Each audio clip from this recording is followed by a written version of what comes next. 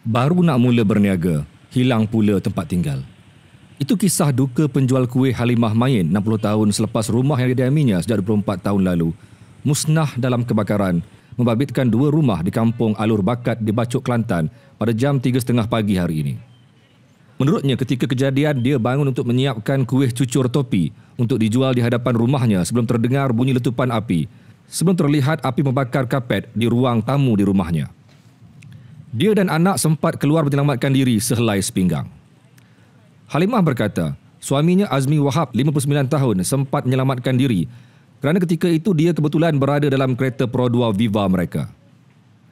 Menurutnya, mereka baru mula berniaga sejak 3 hari lalu dan duit simpanan banyak digunakan untuk modal membuat kuih dan membina gerai kecil, manakala suami pula menyediakan peralatan menggunting rambut mengikut prosedur operasi standard atau SOP seperti sarung tangan, alat sanitasi dan pelitup muka.